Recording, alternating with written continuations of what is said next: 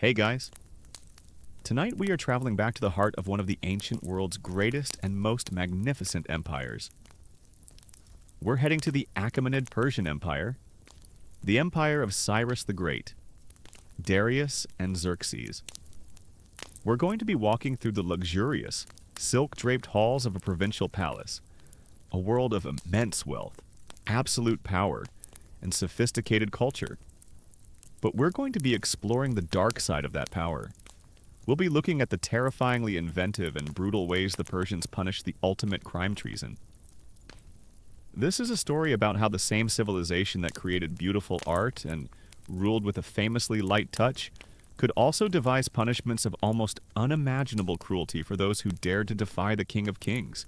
And let's be honest, your modern relationship with authority would not serve you well here. You, who might post a sarcastic meme about a politician or write a grumpy op-ed about government policy, would be treading on very dangerous ground in the Persian Empire. Complaining that the king's tax on imported wine was a little too high could be interpreted as fomenting rebellion, a crime for which the punishment was significantly more severe than getting a few angry replies online. You would not last long. So, before you get comfortable, take a moment to like the video and subscribe, but only if you genuinely enjoy what I do here. It's a simple, zero-cost way to show your support, and it helps me continue to build this library of historical stories for you. And, as always, I'd love to see where you're all joining from tonight. Please post your city, state, or country and the local time in the comments. It's a wonderful thing to see our community of night owls gathering from across the globe. Now, dim the lights. Maybe turn on a fan for that soft background hum, and let's ease into tonight's journey together. Your life is one of silk, and wine, and power. You are not a common man. The crime of treason, after all, is a luxury afforded only to the great. You are a Persian nobleman, a member of one of the great families, and you have been appointed by the great king, the King of Kings. May he live forever, to be the satrap of a wealthy and important province. Perhaps you govern Lydia, with its rich gold deposits, or the fertile plains of Bactria, a jewel on the eastern fringe of the empire. Your home is a magnificent palace, a smaller-scale replica of the great royal palaces at Susa or Persepolis. It is a world of cool, colonnaded halls, of intricate tilework, and of silent, efficient servants who anticipate your every need. Your days are spent in your audience hall, dispensing the king's justice to the local populace. You are the ultimate authority here. Your word is law. Your greatest pride is your garden. It is a paradida, a great walled paradise. The very origin of our own word for that concept. It is a masterpiece of Persian engineering and aesthetics. Cool water, brought in by carefully constructed channels, flows through your garden, feeding fountains and irrigating rows of fragrant flowers, shady cypress trees, and orchards of peaches and pomegranates. It is an oasis of perfect, man-made order imposed upon a harsh, dry landscape. It is a symbol of your power and of the empire's power to make the desert bloom. Your life is one of unimaginable luxury. You wear robes of fine, brightly colored silk, imported at immense cost from the mysterious land of the Ceres. Far to the east, you drink fine wine from the slopes of the Zagros Mountains, cooled with snow brought down from the peaks by a relay of swift runners. You feast on roasted peacock, on sturgeon from the Caspian Sea, on delicate pastries sweetened with honey and studded with pistachios. It's hard work being a satrap. Today you had to judge a dispute between two melon farmers and then decide which of your 50 horses to ride this afternoon. The pressure is immense. You are, in effect, the king of this province. You command a local garrison of soldiers. You levy the taxes. You are treated by the local people, the Lydians, the Ionians, the Bactrians, with a profound and fearful respect. But you know that your power is a borrowed power. It is a reflection of the much greater power of the man who sits on the throne in Persepolis. You are his servant. Your authority is a gift from him, and it can be taken away in an instant. There are constant reminders of this. The tribute, the immense river of silver and grain and other goods that you must collect and send to the imperial treasury each year, is a constant reminder of your obligation. The royal decrees, sent from the capital and written in 3 languages on clay tablets or leather scrolls, arrive regularly, and you must enforce them without question. The statues of the great king that stand in the central square of your capital city are a permanent, stone reminder of who is truly in charge. The Achaemenid Persian Empire, a common historical fact of your time, is the largest and most complex political entity the world has ever known. It is a multi-ethnic, multilingual empire stretching from India to Greece, and it is held together by a sophisticated system of administration. This system of satrapies, of provincial governors like yourself, allows the empire to function, to collect its taxes, and to maintain order over a vast and diverse territory.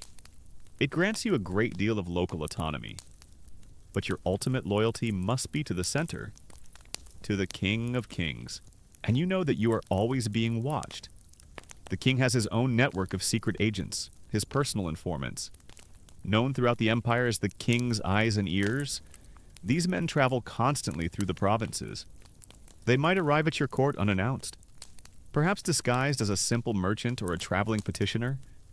Their job is to observe, to listen, and to report back directly to the king on the loyalty and competence of his satraps. The fear of the king's eye is a powerful tool for ensuring your continued fidelity. Historians will one day debate the true nature of your position. Were the satraps merely loyal administrators? Extensions of the king's will? Or were they, in fact, powerful, semi-independent kings in their own right, who paid lip service to the distant emperor while pursuing their own ambitions? The frequent revolts by powerful satraps throughout Persian history suggest that the relationship between the center and the periphery was a constant. Tense negotiation of power. But for now, your loyalty is unquestioned. You are a good and faithful servant of the empire.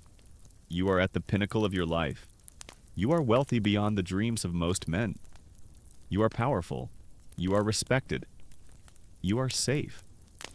Your life is a paradise, as carefully constructed and as beautiful as the garden in your palace.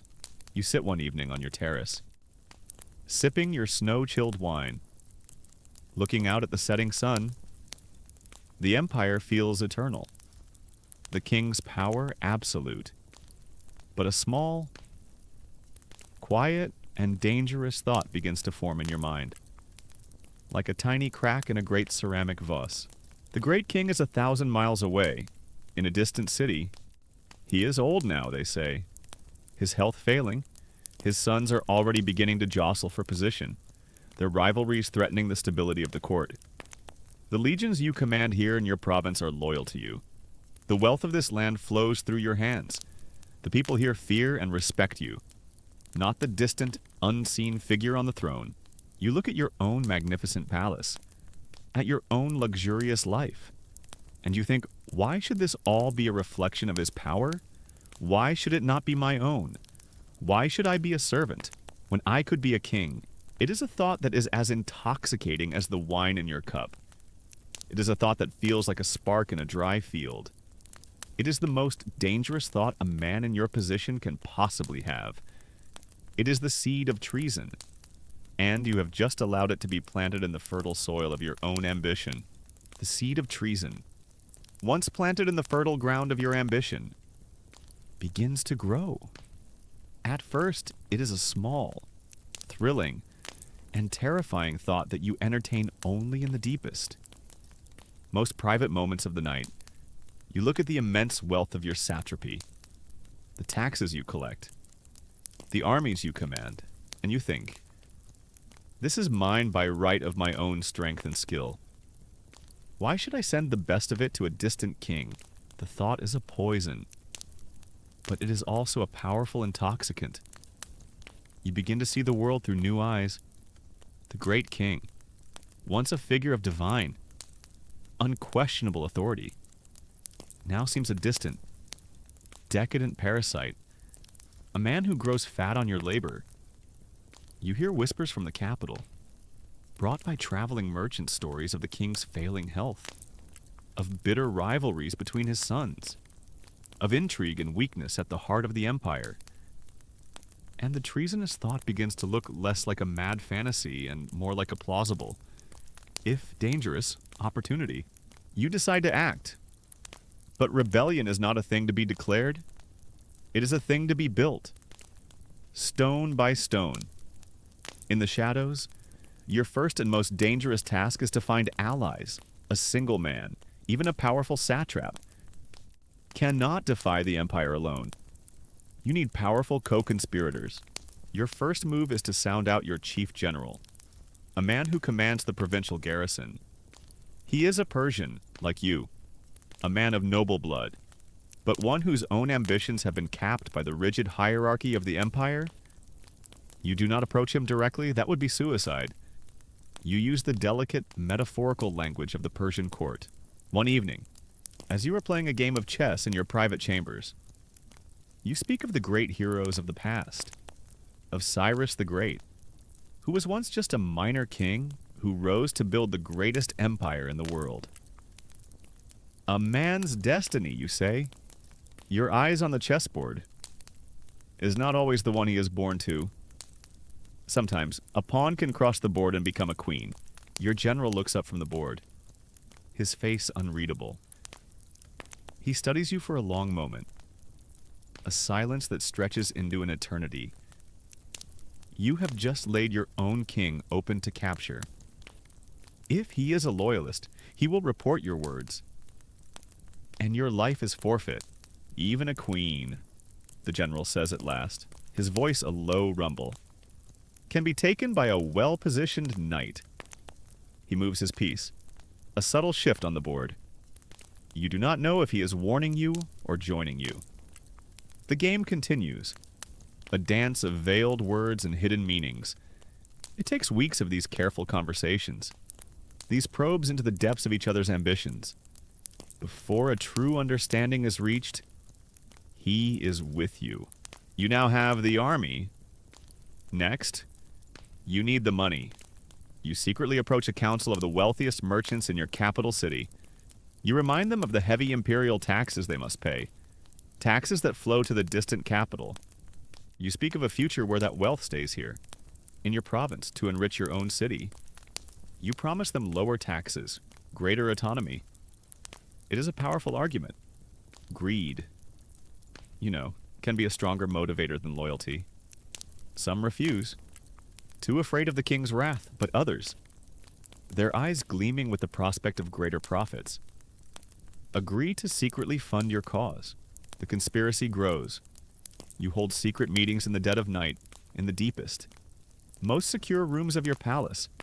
You and your small band of co-conspirators, your general, a few powerful local nobles, a handful of wealthy merchants swear a binding oath of loyalty to each other, perhaps over a sacred fire in a private Zoroastrian ceremony. You are now bound together, for victory or for a shared, terrible death. Your plan is one of slow, quiet rebellion. You begin to skim from the imperial tribute, of the 10,000 talents of silver you are supposed to send to the king's treasury. You send only 9,000. The remaining 1,000 is used to secretly hire more mercenaries, to bribe officials, and to strengthen the fortifications of your own capital city. You are building your own power. Using the king's own money, you send secret emissaries, disguised as merchants, on the long journey to the west, to the restless Greek cities of Ionia, or perhaps even to Athens or Sparta, seeking a potential alliance. You know the Greeks are the eternal rivals of the Persian Empire. You hope their hatred of the great king is greater than their suspicion of you, a rebel satrap. All of this is done under a thick cloak of paranoia. You are now living a double life. In public, you are the king's most loyal and devoted servant. You hold feasts in his honor. You erect a new statue of him in the city square. But in private, every shadow holds a potential spy, Every servant in your palace could be one of the king's eyes and ears. The secret informants who report directly to the central court. You trust no one completely. The beautiful, luxurious palace that was once your sanctuary now feels like a gilded cage. Your every word a potential betrayal. You're starting to suspect that your food taster might be a government spy, and your cupbearer, and your favorite horse. It's important to have a healthy sense of professional skepticism. Your greatest fear is the Persian royal road, the great highway of the empire. It is an obscure but vital instrument of the king's power. You know that along this road. A series of way stations with fresh horses are kept ready for the king's messengers. The Angaroi. These messengers can travel the 700 miles from the capital to your province in just 7 days, a speed that is almost supernatural. The king's command, or the arrival of his agents, is never more than a week away. The speed of the imperial communication system is a direct and constant threat to your slow-burning conspiracy. Historians will one day debate your motives. Were you a visionary? A man who truly hoped to usurp the throne and become the new king of kings? Or was your ambition more limited? More practical? Were you simply trying to carve out your own independent kingdom? To break free from the empire while its center was weak and distracted? The latter is the more common and achievable goal for a man in your position. The months pass. Your secret army grows. Your treasury swells. Your web of alliances widens. The king in his distant palace seems to suspect nothing. Your confidence grows. The treasonous thought that was once a whisper has now become a roar in your mind. You begin to see yourself as a king. You are holding a feast in your own great hall, celebrating a local holiday. You are surrounded by your co-conspirators, by your loyal soldiers, by the men who believe in your new vision. You raise a golden cup of wine. To a new dawn for our great province. You toast, your voice full of power and confidence. And it is at that moment of supreme confidence that the end begins. A servant, his face pale with fear, hurries to your side and whispers in your ear. A special royal messenger, an Angaros, has just arrived in the city. He did not come to the palace gates. He rode directly to the house of a quiet, unassuming court official whom you have long suspected of being one of the king's eyes. A cold dread washes over you, extinguishing the warm glow of the wine. The empire is not as slow or as sleepy as you had believed. The king's gaze, even from 1,000 miles away, is upon you. The secret is out. The game is over, and you know, with an absolute and terrifying certainty, that the punishment for losing this game is not just death, but a horror beyond your darkest imaginings. The servant's whispered words are a stone dropped into the placid pool of your victory feast. The king's messenger, the Angaros, is here, and he has not come to you. A cold dread, sharp and absolute, cuts through the warm haze of the wine. You look across the hall at your co-conspirators. You see the same sudden, stark terror reflected in their eyes. The quiet, paranoid game you have been playing for months is over. You have been discovered. Panic, cold and sharp, threatens to overwhelm you. What do? Your general, his face pale beneath his beard, gives you a slight, almost imperceptible shake of his head. It is too late to act now. To try and kill the messenger in the king's eye would be a final, desperate spasm. An open declaration of war that you are not yet ready to win. The king's eye would not have revealed his hand unless he was certain of his own position. You have underestimated the reach of the empire. You have underestimated the king. You are trapped in your own great hall, a king in a cage of your own making. You try to maintain a facade of calm. You raise your cup, your hand trembling slightly. "More wine for our guests," you call out, your voice sounding strange and hollow in your own ears. But the celebration is over. The joyous noise of the feast has been replaced by a thick, heavy silence, filled with the unspoken terror of what is to come. You spend the night in a state of sleepless dread. Every shadow in your magnificent palace seems to hold an assassin. Every whisper of the wind sounds like the approach of the king's guard. You have been living a lie for months, but the fear was always a distant, abstract thing. Now, it is here, in your city, in your very home, and you begin to truly understand the nature of the power you have dared to challenge. The Achaemenid Empire is not held together by loyalty alone. It is held together by a vast and brutally efficient system of surveillance. The king's eyes and ears, a common historical fact of the Persian administration, are not just a turn of phrase. They are a real and powerful institution. A network of inspectors and secret agents whose only loyalty is to the great king himself. These men are the empire's immune system, constantly traveling the provinces, watching for the first signs of the disease of corruption or the cancer of rebellion. They have the authority to command local military garrisons, to inspect your tax records, to demand an accounting of your administration. The man you suspected, the quiet court official named Mithranes, was one of them. While you were holding your secret meetings and plotting your grand betrayal, he was sitting in his own quiet house, listening to the whispers of his own informants, a disgruntled servant in your household, a merchant you failed to bribe, and composing his reports. And those reports, you now realize with a sickening certainty, have been traveling back to the capital with the supernatural speed of the Royal Roads messenger service. The king has been watching you all along. Historians will one day debate the precise nature of this intelligence system. Was it a formal, organized secret service like a modern agency, or a more informal network of loyalists and informants? You do not know the answer. You only know that it has been brutally effective. Your indecision proves fatal as you sit in your audience hall the next morning, trying to formulate a plan. The sound of trumpets echoes from the street. Not your trumpets. They are the trumpets of the Imperial Guard. The king's eye has acted. He has summoned the garrison of elite soldiers, perhaps even a contingent of the legendary immortals, who are stationed in your province for this very purpose to ensure the satrap's loyalty.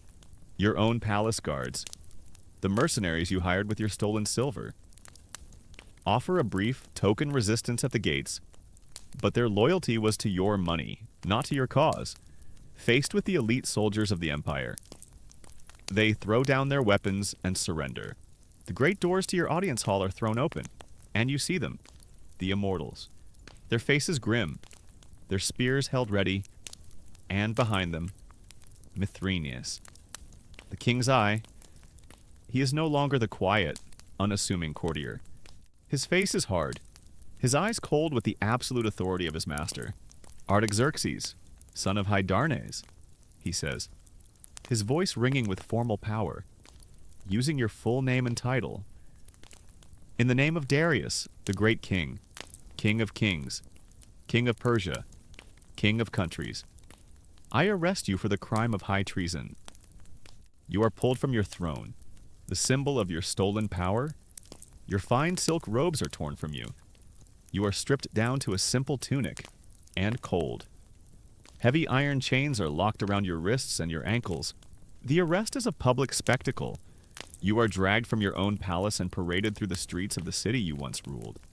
The people who, just days ago, would have prostrated themselves in the dust as you passed, now line the streets to watch your humiliation.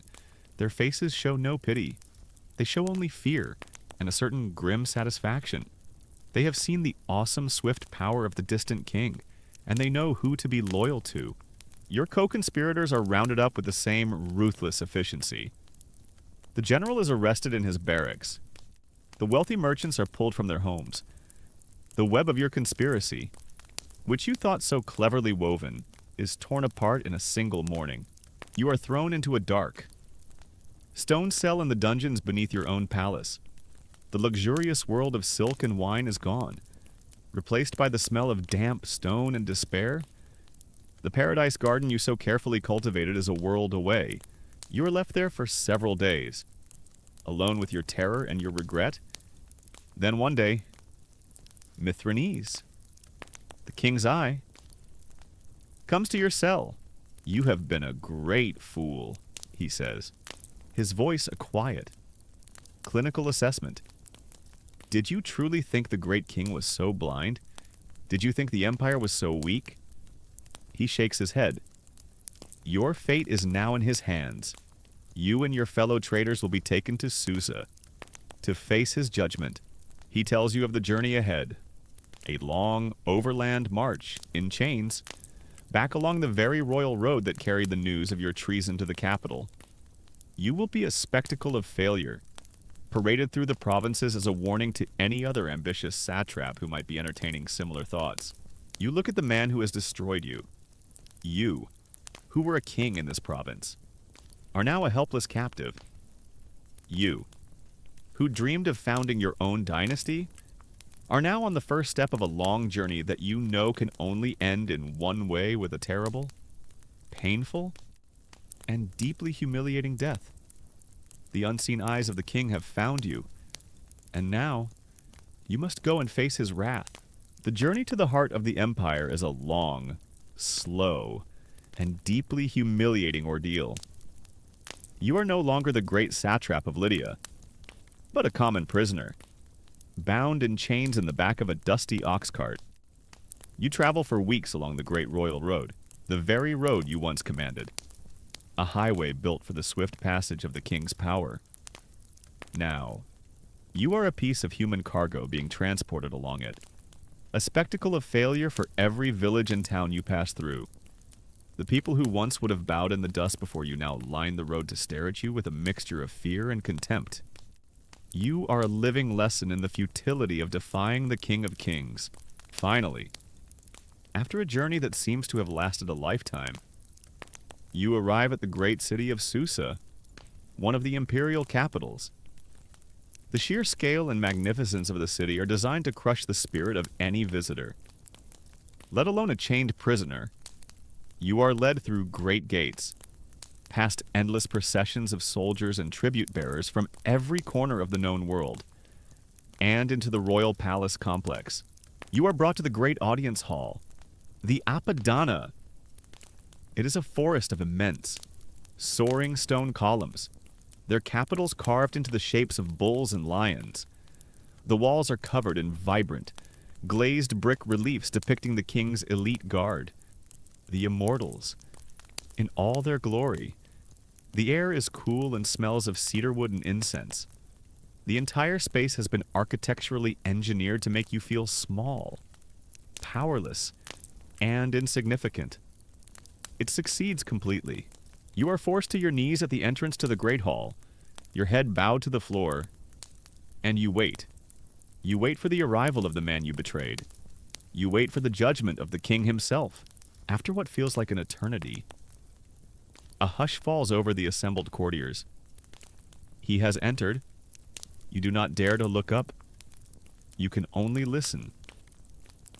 You hear the soft rustle of his robes, the quiet footfalls of his attendants. You know he has taken his seat on the great, high throne at the far end of the hall. Far, you are now in the presence of the great king, the King of Kings, the King of Countries, the King of this earth. He is not just a man, he is the chosen representative of the great god Ahura Mazda. He is the living embodiment of order and truth. Arta, and you have committed the greatest of all sins. You have lied to him.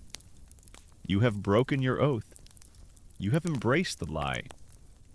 Druj, your trial is not a trial of evidence and argument. It is a ritual of condemnation. Your guilt is a foregone conclusion. The legal system you now face is not designed to discover the truth, but to demonstrate it. You are about to have your case heard by the Supreme Court. The Supreme Court is one guy. He's the king. He already thinks you're guilty, and he's also the victim of your crime. The appeals process is limited. The king's eye, Mithranez, the man who uncovered your plot, steps forward. He unrolls a parchment scroll and, in a loud, clear voice, he reads the charges against you. He details every aspect of your conspiracy, the diverted tribute, the secret hiring of mercenaries, the The clandestine meetings with your co-conspirators? The treacherous emissaries sent to the Greeks? He presents the evidence-intercepted letters and the full confessions of your allies. Confessions that you know were extracted from them by the most persuasive means. The case against you is absolute, and it is unanswerable. When he is finished, a deep silence fills the hall. Then, the king speaks. His voice is not loud, but it cuts through the silence like a sharpened blade. It is calm, cold, and filled with an unshakable divine authority. Artaxerxes, son of Hydarnes, he says, and the sound of your own name in this place makes you tremble. You have heard the charges. We raised you up from among our nobles. We gave you a great and wealthy province to govern in our name. We entrusted you with the well-being of our people. We gave you wealth, honor, and power, and you have repaid our generosity with lies and with betrayal. Do you deny the truth of these words? This is your one and only chance to speak. You are prostrate on the floor, your face pressed into the cold stone. This is the prosakenesis, the gesture of reverence due to a god. You must speak from this position of absolute submission. Your legal strategy is to lie on the floor and hope the king is in a good mood today. It's not a strong strategy, but it's the only one you have. What can you say to deny the charges now would be a final? Foolish act of defiance in the face of irrefutable proof. It would only serve to anger the king further. To confess is to admit your own doom. Great king, you whisper, your voice a dry, cracking sound, muffled by the floor. I have sinned against you. My ambition was a demon that clouded my heart. I have no defense to offer. My life is in your hands. You have thrown yourself upon his mercy. It is a small, desperate gamble. The king is silent for a long time. He is the ultimate judge. He is not bound by a written code in the same way a lesser magistrate is. His judgment is based on his own wisdom, his own sense of what is necessary to maintain order. Arta, and to punish the lie, historians from your great rival, Greece, will often portray the Persian kings as emotional, arbitrary despots, but you know that the king's actions are also guided by a deep-seated Persian and Zoroastrian reverence for truth and law. Data. Your crime is not just a political one, it is a spiritual one. You have offended not just the king, but his God. Your life is indeed in our hands, the king says at last, his voice a flat. Final statement. You have betrayed your oath. You have embraced the lie, and you have sought to unravel the very fabric of the empire that gave you everything you possessed. The punishment for such a crime must be a lesson to all other men who might let such darkness into their hearts. It must be a punishment that is as great as your own ambition, and as terrible as your own betrayal. He does not need to raise his voice. He does not need to show anger. His power is so absolute that it is quiet. Calm words carry the weight of an avalanche. He begins to outline your fate. He does not just sentence you to death. He sentences you to a specific, carefully chosen form of death. A death designed to be a spectacle of horror and a warning for the ages.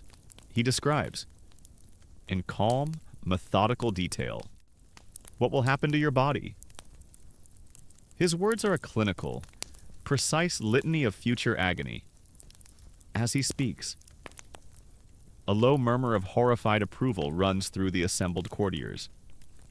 They are witnessing the great and terrible justice of the king. You listen. Your mind a frozen landscape of pure terror. The punishment he describes is a thing from a nightmare, a creative and spectacular cruelty that only an empire of this scale and power could devise. When he is finished, he simply says, "Take him away. Let the sentence be carried out. The guards haul you to your feet. You are dragged from the great audience hall, a condemned man.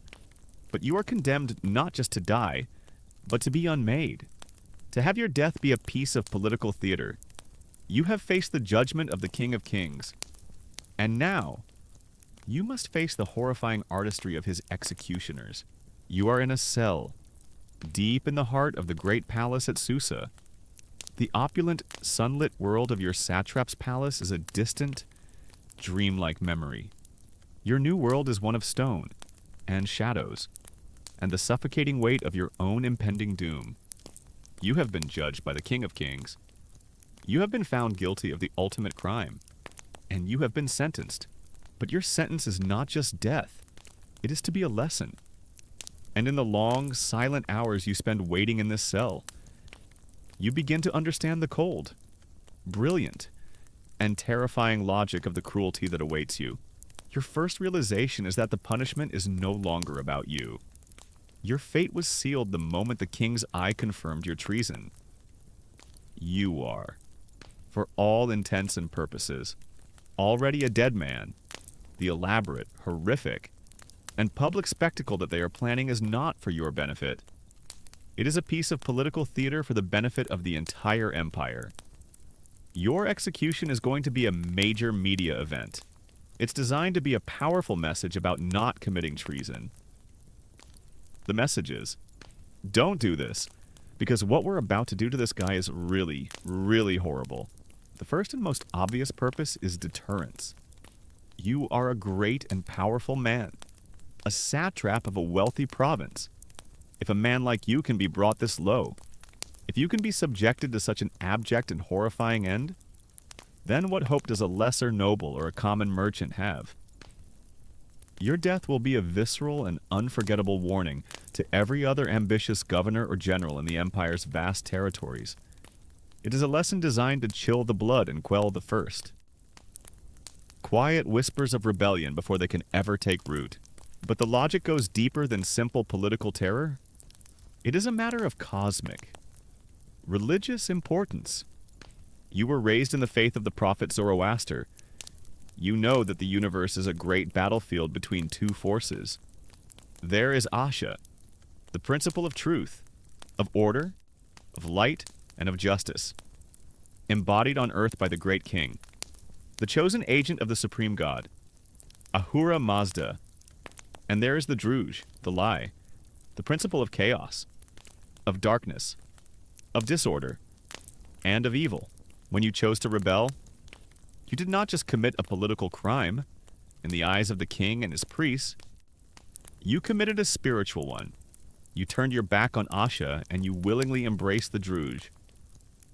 Your treason was not just an attempt to seize power, it was an act that invited chaos into the well-ordered, divinely sanctioned harmony of the Persian Empire. You have created a deep spiritual stain, a pollution that must be violently and publicly purged. Your punishment, therefore, cannot be a simple, private execution. It must be a great, public, ritual cleansing. The cruelty is not incidental. It is essential. The spectacular agony of your death is a form of exorcism, a way of scourging the influence of the lie from the body of the empire. You didn't just commit a political crime, you committed a cosmic one. As a result, they're going to have to purify you with a very elaborate and painful execution. It's less of a punishment and more of a really aggressive spiritual cleansing. This religious worldview also explains the strange and inventive nature of some of the empire's punishments. The Zoroastrian faith holds a deep reverence for the sacred elements of earth, fire, and water. To contaminate these elements with a dead body, especially the corrupt and unclean body of a great sinner, is a major taboo. This is why simple burial or cremation is often forbidden for traitors. This obscure but vital religious constraint has, paradoxically, led to some of the most creative forms of cruelty. The executioners must devise ways to kill you and to make you suffer without allowing your impure corpse to defile the sacred elements. As you sit in your cell, you are also wrestling with the historical narrative of your own punishment. You know that your story will be told, and you know that it will be told by your enemies, the Greeks. The empire's great rivals to the west will seize upon the story of your execution.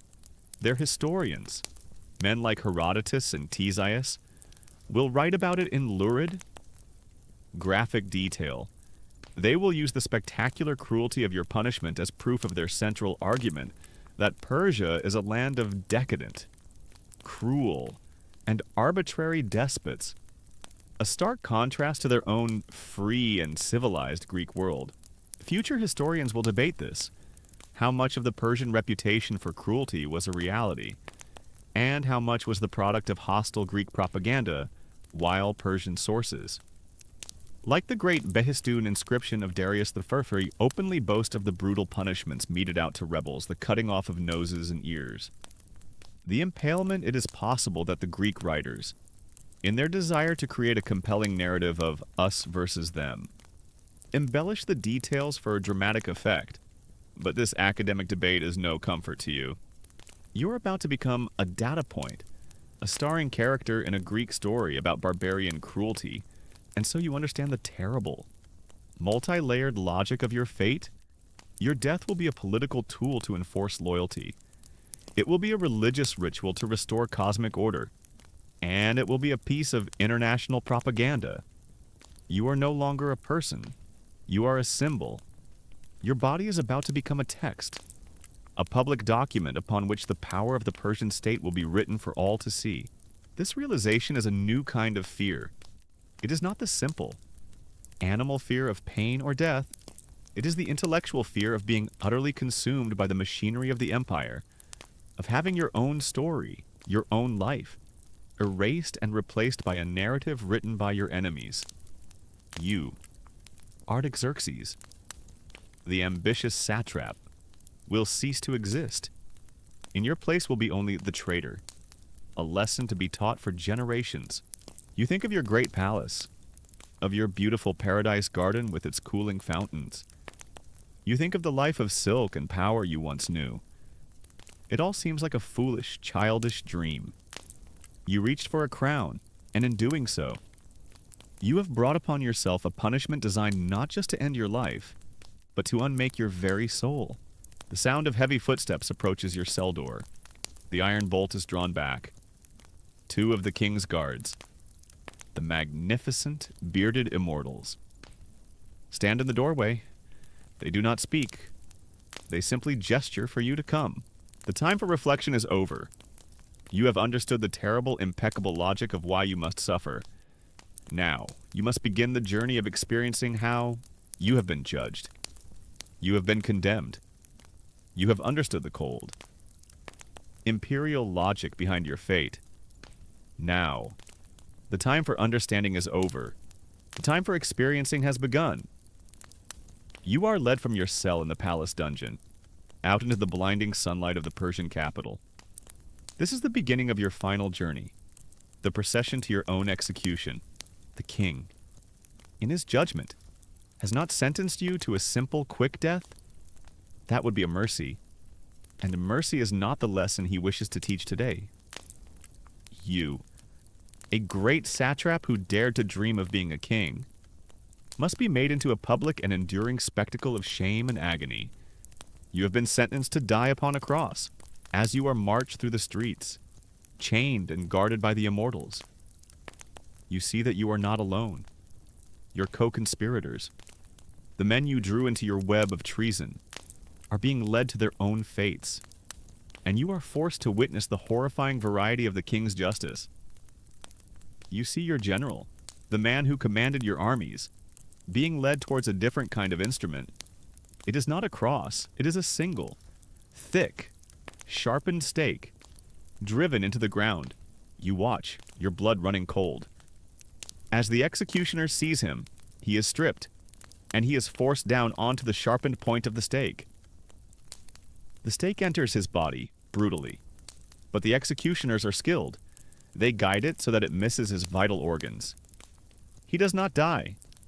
He is hoisted into the air, his own body weight slowly, agonizingly, driving the stake further up through his torso. He is left there, impaled, a living, screaming statue of agony, a testament to the fate of a disloyal soldier. This punishment, you know, is recorded on the great rock carvings at Behistun, where King Darius himself boasted of impaling the leaders of the rebellions against him. It is a punishment as old and as cruel as the empire itself. You are dragged past this horror, your own fear magnified 1,000 times.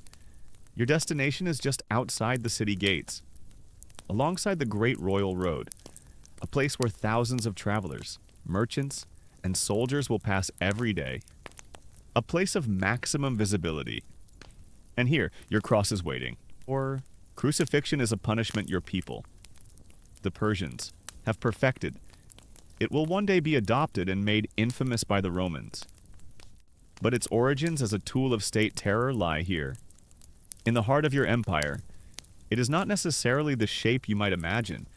It is a simple, heavy, upright post, with a separate crossbeam, the patibulum, lying on the ground.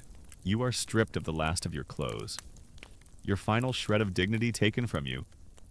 You are thrown to the ground, and your arms are stretched out along the rough wood of the crossbeam. Your hands are not always nailed. More often, they are tied, bound tightly to the wood with thick, coarse ropes that cut into your flesh. Then, the crossbeam, with you attached to it, is hoisted up. You are lifted into the air, and the beam is dropped into a notch at the top of the upright post. 2 soldiers hold it in place while another secures it with a heavy iron spike.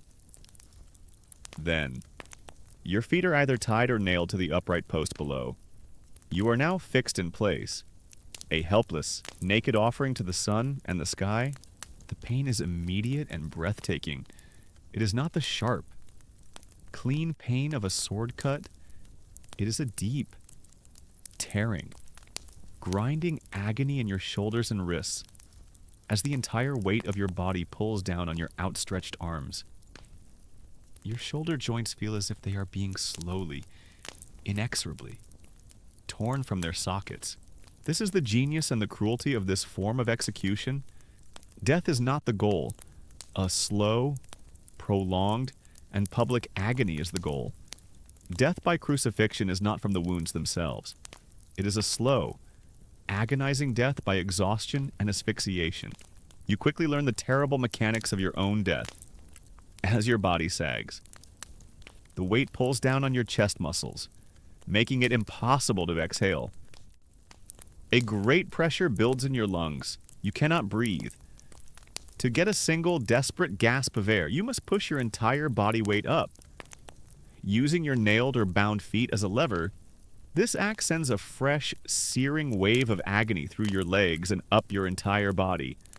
But it relieves the pressure on your lungs for a moment, and you can take a breath. And so your life becomes a terrible, rhythmic dance between 2 kinds of torture: the agony of suffocation and the agony of pushing yourself up to breathe. You push, you breathe, you sag, you suffocate, push, breathe, sag, suffocate. And you know that you will continue this horrific cycle until your body is so utterly exhausted that you can no longer push yourself up. And you will finally, slowly, suffocate to death. This process can take days. You are a public spectacle. The crowd that followed the procession from the city gathers to watch you. They do not watch with pity.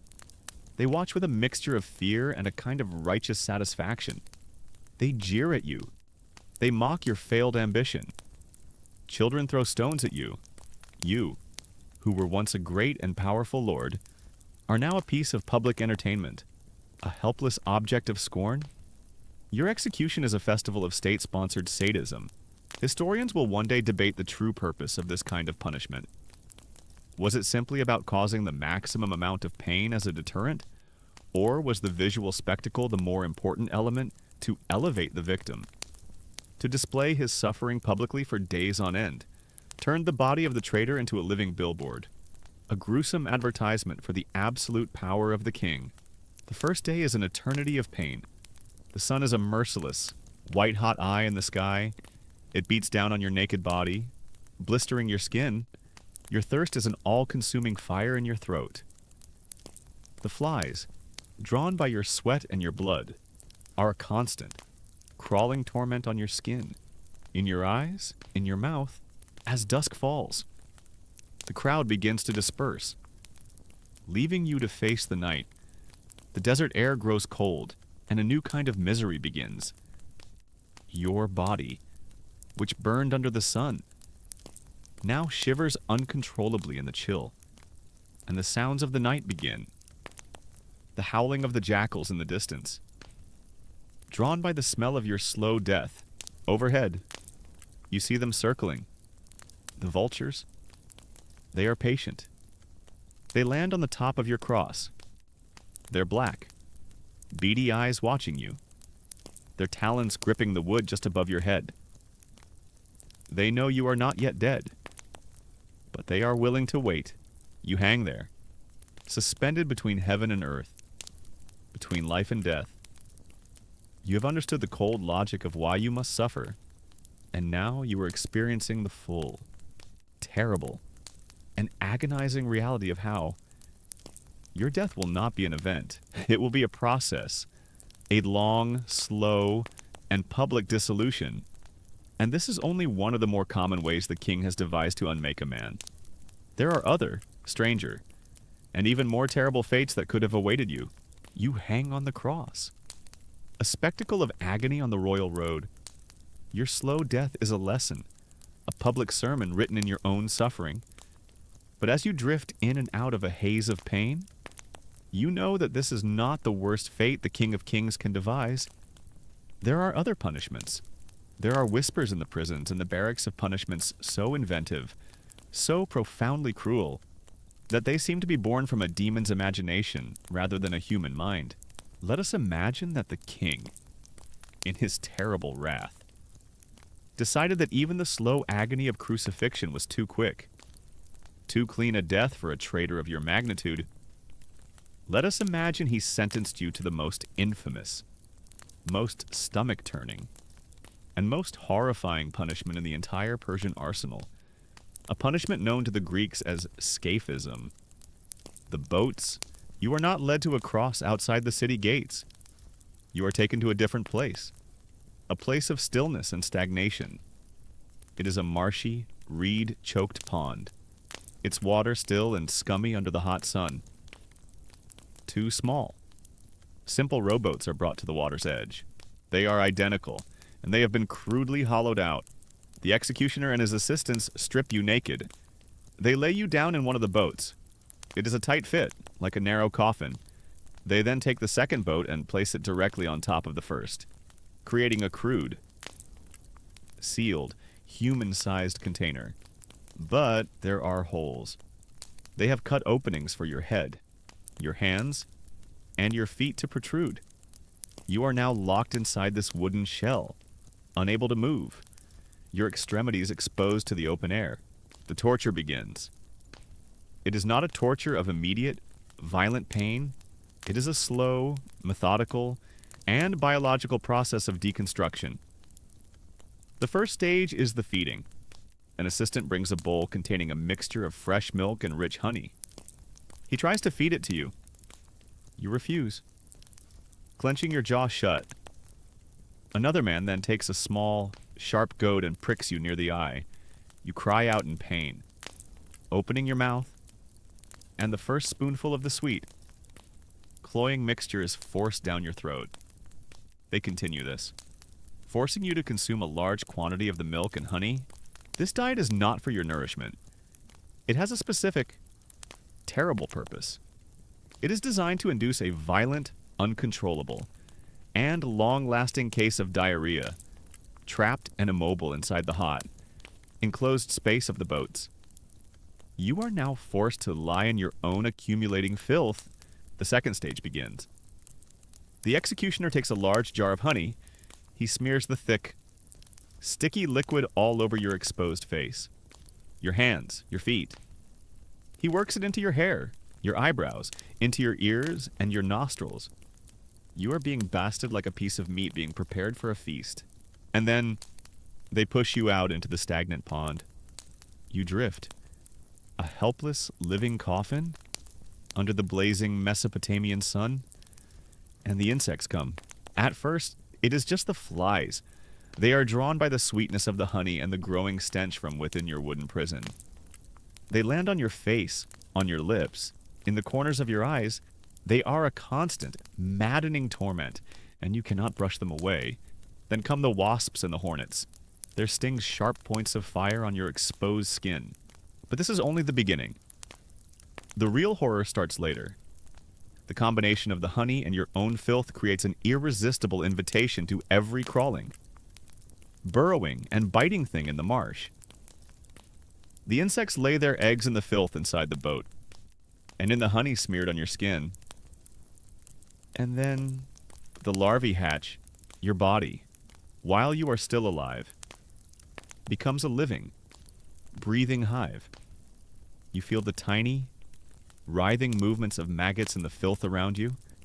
You feel them begin to burrow into your flesh.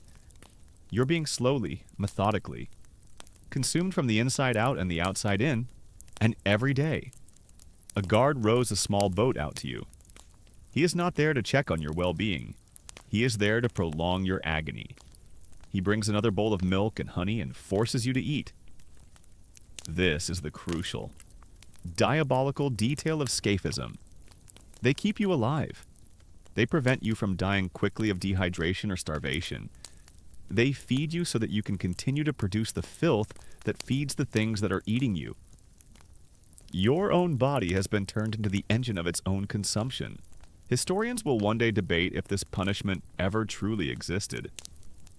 Our most detailed and horrifying account comes from the Greek writer Plutarch. In his biography of the Persian king Artaxerxes II, he describes the execution of a soldier who had angered the king. There are no known contemporary Persian sources that describe this punishment. Was it a real, if rare, method reserved for the most hated of traitors, or was it a lurid, propagandistic invention? A piece of horror fiction created by a Greek writer to portray the Persians as the ultimate symbol of barbarian cruelty. The sheer, elaborate, and long-term commitment required for this punishment makes some historians skeptical. But as you lie there, your body a swarming mass of vermin. The academic debate is meaningless. Your mind, which you have always prided, begins to unravel. The relentless sun, the constant, maddening torment of the insects, the stench of your own decay, the feeling of being eaten alive. It is a sensory and psychological assault that no human spirit can withstand. You drift in and out of consciousness. Your moments of lucidity a fresh wave of unimaginable horror. The world becomes a buzzing, crawling, stinking, feverish nightmare. This is the ultimate expression of the logic of Persian cruelty. It is a punishment that not only destroys the body in the most disgusting way imaginable, but it also annihilates the soul.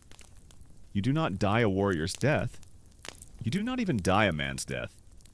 You die as a piece of rotting meat, a hive for vermin. Your end a slow, foul, and utterly dishonorable decay. After many days, Plutarch's account says the victim lasted for 17 days. Your ordeal finally comes to an end. Your consciousness fades for the last time into a merciful blackness. Your body is a swarming, putrefying ruin. You have not just been executed, you have been turned into a monument of filth and decay. A lesson so terrible that the story of it will be whispered in horror for centuries to come. You have been sentenced to a slow death upon a cross. Or perhaps you are drifting in a state of living decay in the terrible boats. The specifics of your own physical torment become almost secondary, a distant landscape of pain, because a new and far more profound horror now occupies your mind. You have been a son, a husband, a father, and you begin to contemplate the fate of your family in the Persian Empire. The vine of treason is pulled up by the roots, and the roots are your entire bloodline. As you lie in your cell awaiting your own execution, a guard, perhaps out of a sense of pity or a desire to see a powerful man fully broken, tells you what has happened. The king's justice did not end with you. On the same day, you were condemned. Your entire family was arrested. Your wives, your sons, your daughters, they were all taken from your great palace. stripped of their fine clothes and their jewels, and brought in chains to the dungeons. This is the logic of the empire, a common historical fact of your world. Treason is a hereditary stain. It is a corruption of the blood that is passed from the father to the son. Your ambition is seen as a genetic flaw, a seed of the lie, the drajok that, if allowed to live, could one day sprout into a new rebellion. A son might grow up to avenge his father. Therefore, to truly extinguish the threat, the king's justice must be absolute. It must eradicate your entire lineage. You think of your eldest son, a strong, proud young man of 16. You had been training him to one day take your place, to govern, to lead. Now, his strength and his pride have condemned him. He is the greatest threat to the king. You know, with a certainty that is a cold, physical sickness in your gut, that he will be executed. He will not be given the honor of a spectacular, public punishment like yours. He will likely be killed quietly, efficiently, in a palace courtyard. His death a simple, brutal necessity of state security. And what of your daughters, and your wives, and your concubines? The king's justice has a different, and in some ways more cruel, fate for them. They will not be killed. They will be unmade. They will be stripped of their names, their status, their entire identity. They will be sold as common slaves in the markets of Susa or Babylon. Your wife, a noblewoman of a great Persian house, will become the property of a wealthy merchant. Her days spent in domestic drudgery. Your beautiful young daughters will become concubines in the harem of a provincial official. Their lives spent as anonymous playthings. Their humiliation, their fall from the pinnacle of society to its very bottom, is a deliberate and essential part of your punishment. Your shame will live on through their servitude. The king's wrath extends even beyond your immediate family, your brothers, your cousins. Any male relative who carries your blood and your family name is now suspect. They too will be arrested, their properties confiscated, their lives forfeit. The goal is the complete and utter destruction of your noble house, your name, which has been a great and respected one for generations, will be erased from the rolls of the Persian aristocracy. Historians will one day debate how systematic this practice truly was. The Greek writers will paint it as a standard feature of Persian despotism, but the reality may have been more complex.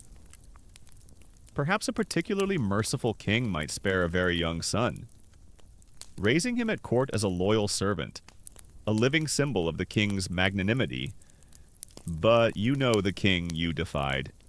You know that his pride is as vast as his empire, and his belief in his own divine justice is absolute. There will be no mercy for your house as you lie in the darkness. This new knowledge is a torture far greater than any physical pain the executioner could devise. The thought of your own death is almost a comfort, a release from this unbearable guilt. It was your ambition, your pride, your foolish gamble that brought this ruin upon them. They are innocent, yet they are paying the terrible price for your sins. You see their faces in the darkness of your cell, your son's look of confusion and betrayal, your wife's silent, weeping terror. You might even be forced to witness their fate. As you are being led from your trial, you see them, a separate, sad procession being led from the palace. Your family, in chains, their fine silks replaced with the rough tunics of prisoners. Your son meets your gaze for a moment, and his eyes are not filled with sorrow, but with a cold, hard hatred for the father who has destroyed him, and that single look is more painful than any nail or any blade. There is even a final, obscure punishment, a way to kill not just your body and your family, but your very memory. Damnatio memoriae, the Romans will call it. But the practice is an old one. The king may issue an edict that your name is to be chiseled from every public monument in the province you once ruled. The statues erected in your honor will be torn down. The inscriptions that praise your deeds will be erased. The state will attempt to wipe you from the pages of history itself, to make it as if you never existed at all. Your great works, your life's ambition, will all be for nothing. The paradise garden you so carefully cultivated will be given to a new, more loyal satrap. The palace you built will house another man's family. And your own family will be scattered to the winds, their names lost, their bodies enslaved. This is the ultimate expression of the king's power. It is a power that transcends your own life and death. It is the power to destroy your past, your present, and your future. You sit in your cell on the eve of your own execution, and you do not fear the pain that is to come. Death, you realize, is a gift you no longer deserve. Your true punishment is this: to be alive. For these last few hours, with the full and complete knowledge of the ruin you have wrought upon everyone you have ever loved, you sit in the cold darkness of your cell, a condemned man, haunted by the faces of the family you have doomed. You believe that your punishment is your own agonizing death and the destruction of your house. You think that after the spectacle is over, your name will be cursed for a generation and then, perhaps, mercifully forgotten. You are wrong. The great king, in his terrible wisdom, knows that forgetting is a mercy, and mercy is not what he intends to grant you. Your punishment is not to be forgotten. Your punishment is to be remembered forever. As a lesson, your life, your crime, and your terrible end are about to be carved into a mountain, far from the capital, on a high cliff face overlooking the great royal road. A new project is beginning. A team of the Empire's finest stonemasons and sculptors has been assembled. They have built a vast and complex web of scaffolding across the face of the rock, and they have begun the slow, painstaking work of carving a monument to your failure. This is a common practice for the great kings of Persia. When King Darius the Great first seized the throne, he faced a dozen rebellions from satraps and pretenders just like you. After he crushed them all, he commissioned a great monument to be carved on a cliff at a place called Behistan. It is a massive rock relief, hundreds of feet in the air. For all to see, it shows Darius, triumphant, his foot on the chest of one rebel. Behind that rebel is a line of 9 other liar kings, their hands bound, a rope around their necks, waiting their turn for judgment.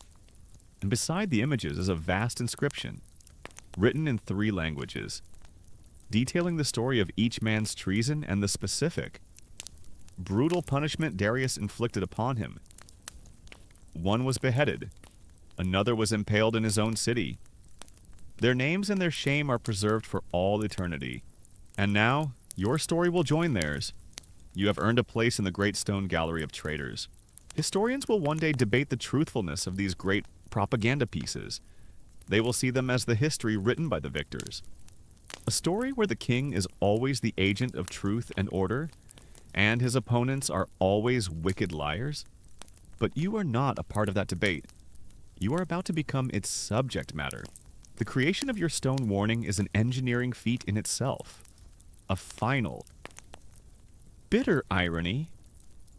The same kind of coerced labor you once commanded as a satrap is now being used to immortalize your disgrace.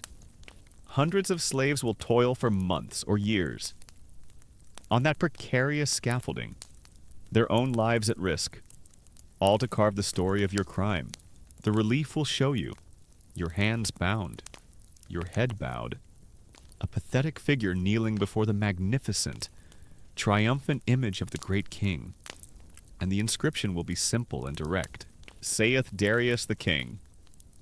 This man, Artaxerxes, who was my satrap in Lydia, lied, saying, I am king in Lydia. He caused the province to revolt from me. By the grace of Ahura Mazda, my army seized this Artaxerxes and the nobles who were with him. And by my order, this Artaxerxes, because he followed the lie, was crucified before the gates of his own city, so that all may know the price of treason. Every caravan that passes on the great road, every army that marches to defend the frontiers, every official traveling from one province to another, will look up and see your shame.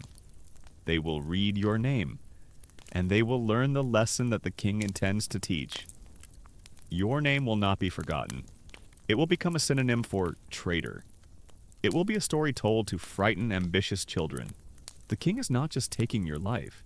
He is seizing control of your narrative forever. He is turning your entire existence into a single, ugly paragraph in the glorious history of his own reign. The day of your own execution finally arrives. You are led from your cell. As you are marched through the palace courtyards, you might even pass a group of stonemasons, practicing the script that will be used for your inscription, their hammers and chisels already at work. You are brought to the place of your punishment. You are tied to the cross.